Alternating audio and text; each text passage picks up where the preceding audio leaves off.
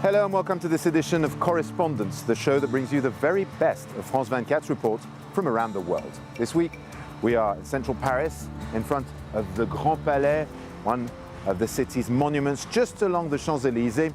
And like many others across the country, well, the confinement has been an opportunity to have some work done. So this building is being revamped at a cost of 466 million euros. It's one of a long list of buildings that will be more beautiful when the city reopens to visitors, hopefully soon. But first, let's travel to India, where a deadly fungal infection is developing alongside the coronavirus. It's a report by Navudita Kumari and Alban Alvarez.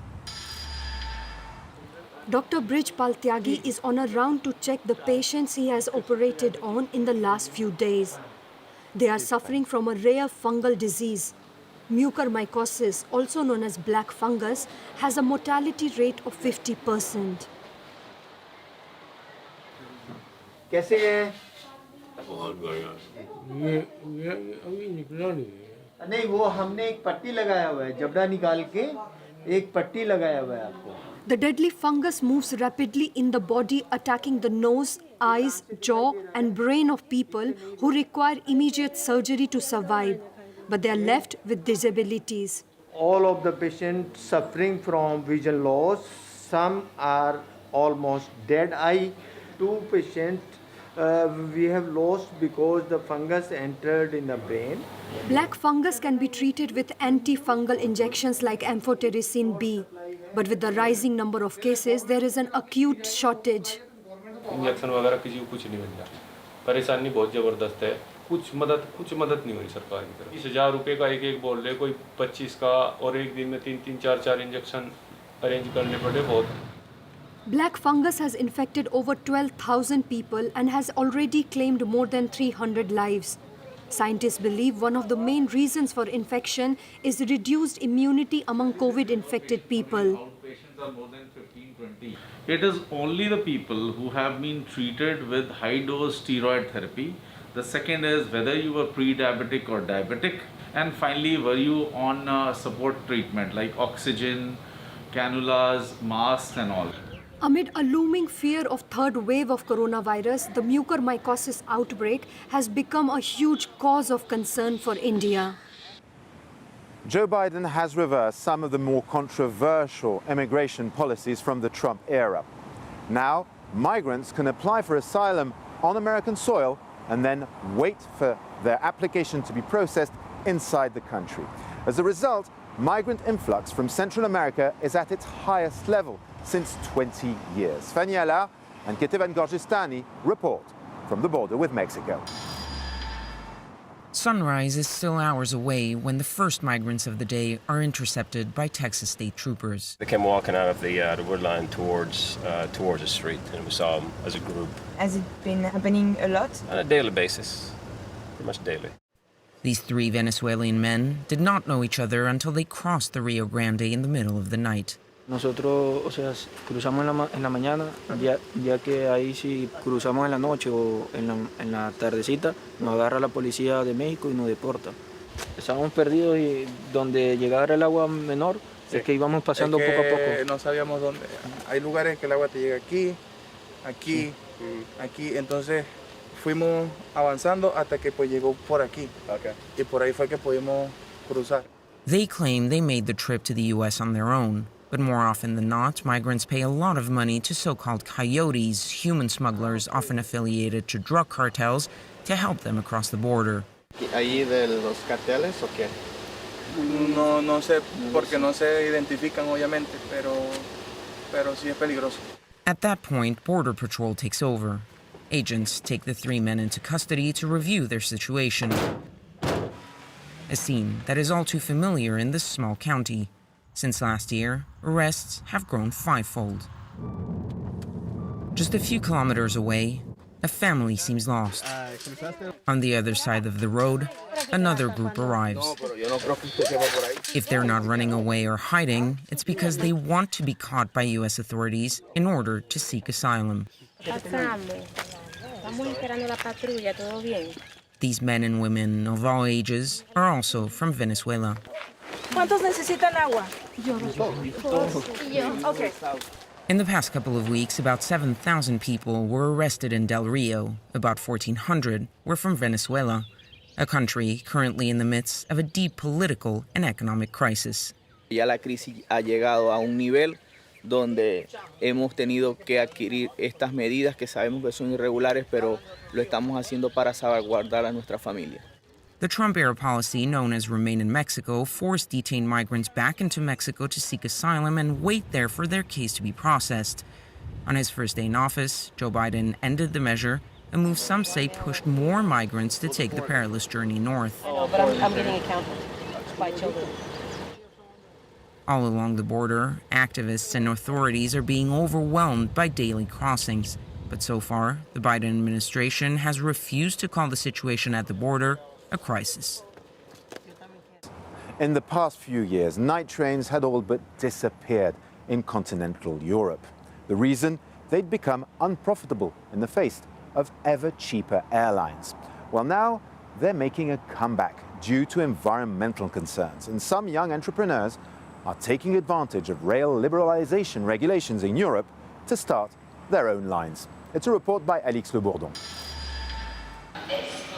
It's early evening on this platform of Brussels' main train station. These travelers are about to embark for a full night on board. Direction, Austria. This line is resuming service after months of disruption due to the pandemic. A relief for this young woman who became a big fan of overnight rail journeys, which had disappeared for some time. It's greener than flying, but also more authentic. Come on, if you look at a Brussels-Berlin route, it might take an hour by plane. It may take longer on the train, but at least we have time to breathe, to relax. Take your time or even save time. That's how this passenger thinks. She often has to transit between Vienna and Brussels for work. A night train can replace a hotel and an office because work can be done on board. For me, it's not a waste of time, absolutely not, because I can sleep on the train. That's good, I have no problem with that. It's even the opposite, because if I have to go to the airport, I waste more time. After years of shutdown, the Austrian National Railway Company decided to relaunch this nightline in early 2020. To make it profitable, it is banking on business class. We increased the standard in our trains. It's a different way to travel, but more and more people want to do it also for their business. And the Austrian company isn't the only one betting on the return of the night train. Several private players are entering the market, like this Dutch entrepreneur, a train enthusiast who wants to inaugurate a link between Brussels and Prague in 2022. He is convinced of the profitability of his project.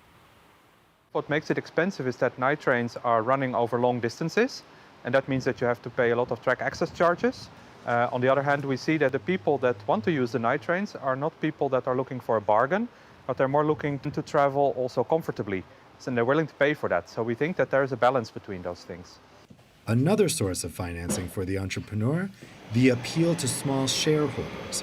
From the end of May, the sale of shares in this project will be open to everyone. Arab divas such as Fayrouz or Dalida are being honored at the moment at the Institut du Monde Arabe here in Paris. But the greatest star is probably Kalsoum from Egypt. In Cairo, 46 years after her death, she is still seen as a national treasure.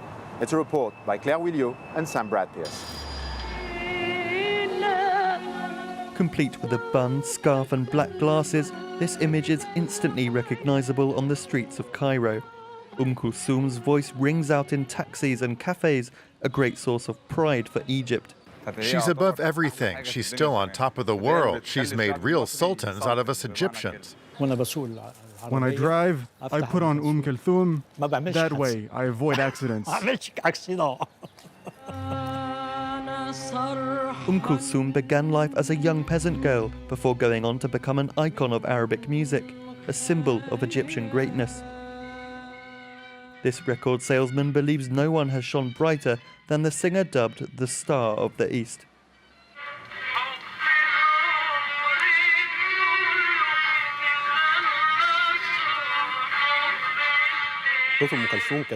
Her voice was very powerful. And she knew how to adapt to all styles of music. She wasn't simply satisfied by pronouncing the lyrics. She would completely embody them.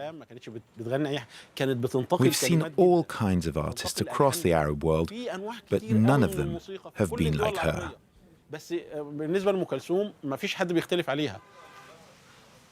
A true diva and master of improvisation, Kulthum would perform at concerts for hours on end.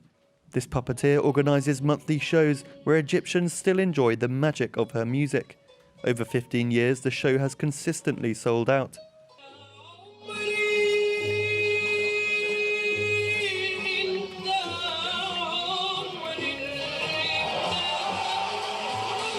You feel like the chairs are moving, the people are, the hearts are jumping out and back every second. It's crazy. Kulthum is so powerful, so magical. She really touches every heart and she makes it through. I have a word that I keep saying. Kulthum makes people love the love itself. More than 45 years after her death, it looks like Kulthum, also known as the fourth pyramid of Egypt, is here to stay. That's it for this edition of Correspondence. I'd like to thank George Yazbek for the camera work, Camille Février, our producer. I leave you with these pictures of classic concerts of Kulthum, Egypt's greatest star.